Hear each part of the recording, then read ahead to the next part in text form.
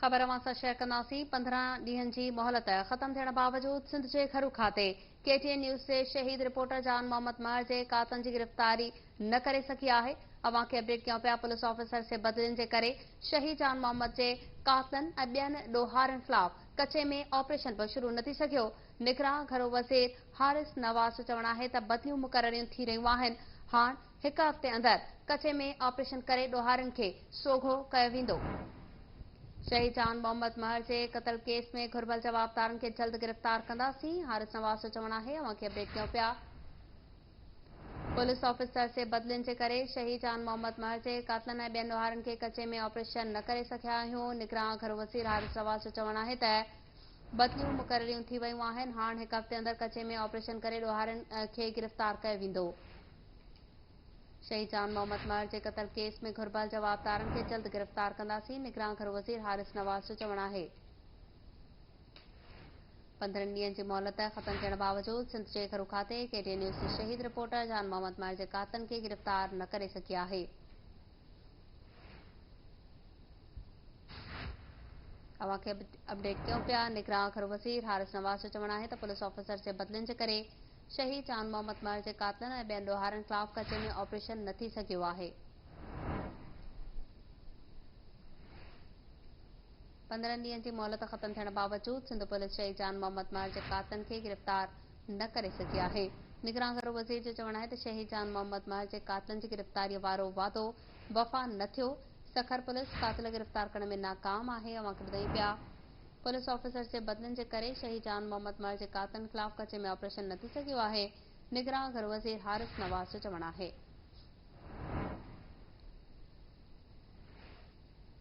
बदिलियूं मुक़ररियूं थी रहियूं आहिनि। हाणे हिक हफ़्ते अंदरि कचे में ऑपरेशन करे ॾोहारनि खे सोघो कयो वेंदो। हारिस नवाज़ जो चवणु आहे।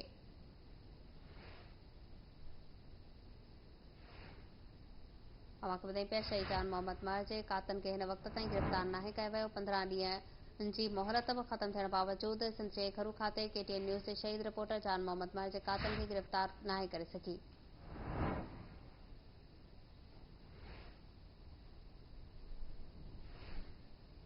जी नाज़रीन, इन वक्त असां सिंध जे घरू वज़ीर ब्रिगेडियर हारिस नवाज़ सां ऑफिस में मौजूद आहियूं। शहीद जान मोहम्मद महर जे हवाले सां जेके 15 ॾींहनि जो मोहलत वरिती वई घरू वज़ीर जे तरफ़ां उन हवाले सां ॻाल्हि ॿोल कंदासीं त अञा ताईं कचे में रेंजर्स जो ऑपरेशन न थियो आहे ऐं जेके पुलिस जे हवाले सां जेके दावा कयूं पुलिस जे तरफ़ां त गिरफ़्तारियूं थींदियूं उहे बि अञा ताईं जेके मरकज़ी शह मुलज़िम आहिनि उहे गिरफ़्तार न थिया आहिनि। ब्रिगेडियर साहब, आपने ऐलान किया था कि जो मरकज़ी मुलज़मान हैं वो ऑपरेशन करेंगे रेंजर्स का, अभी तक एक भी जो है वो मरकज़ी मुलज़म गिरफ़्तार नहीं हुआ है। देखें, बात यह है कि आपको पता है कि सारे अब DSP, DIGs और SP सारे चेंज हो गए हैं और वो अब आज से उन्होंने चार्ज लिया है, ठीक है। और उसके बाद अभी DSP और SHO हम सारे चेंज करें बिकॉज वी वांट कि नए लगाएं, अच्छे लोग लगाएं। और मैं खुद अभी 3-4 दिन के बाद खुद जा रहा हूँ पूरे एरिया में। मैं सक्खर भी जाऊँगा, फिर उसके बाद घोटकी भी जाऊँगा, जैकोबाद, शिकारपुर, कश्मीर सब जगह होता वापस आऊँगा। अभी हम ऑनेस्टली बिल्कुल सही ऑपरेशन कर रहे हैं। आपने देखो कश्मीर में भी एक डाकुओं ने वो ट्रक लूट लिया, उसमें 3 उनको अब्डक्टी लेकर चले गए थे, रोड ब्लॉक हो गया, वो हमने सारे रिकवर करा लिए हैं। जो सागर की बात है वो मैंने सलीम जान मज़ारी से बात की है, उनको मैंने 48 आवर दिए हैं। इंशाल्लाह मुझे यकीन है कि कल तक वो भी हम रिकवर कर लेंगे। अब जब हम ये DSP, DIG, SP सारे पहुँच रहे थे तो अब आपका काम जान मोहम्मद का फुल करेगा। कच्चे का बहाना भी इनका ख़त्म हो गया, सो गया पानी। इनके घरों में प्रोटेक्शन दी हुई है। आपकी मर्जी का हमने DSP लगा दिया था जो काउंटर टेररिज्म का था, वो उसके लिए इंक्वायरी के लिए। अब इंशाल्लाह जब अब देखेंगे कि किस तरीके से ऑपरेशन होता हुआ नज़र आएगा। आज मैं कोर कमांडर से मिल के आया हूँ, उनकी बड़ी इंस्ट्रक्शंस क्लियर हैं। अब हमने कोई इसमें कराची के लिए भी, इंटीरियर सिंध के लिए सब जगह ऑपरेशन करेंगे।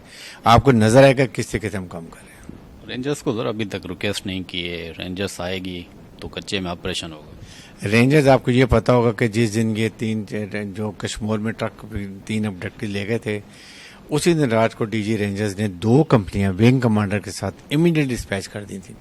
और मेरे सामने SP और विंग कमांडर से मैंने खुद बात की थी। SP ने कहा था ये मौजूद है, तभी ये इतना प्रेशर करके हमने धरना भी ख़त्म कराया اور بندے بھی ریکور کرا لیے. تو ابھی آپ دیکھیں گے انشاءاللہ بس آپ کو ایک ہفتے میں بڑا کلیئر نظر آنے لگے. جی ناظرین तव्हां ब्रिगेडियर हारिस नवाज़ जी ॻाल्हि ॿोल ॿुधी हुन जो चवणु आहे त जेके हफ़्ते जे अंदरि ऑपरेशन थींदो ऐं गिरफ़्तारियूं थींदियूं ऑफिसर जेके आहिनि उहे तब्दील कया विया आहिनि. कैमरामैन सिराज संजराणी सां गॾु वहीद राजपर KTN कराची.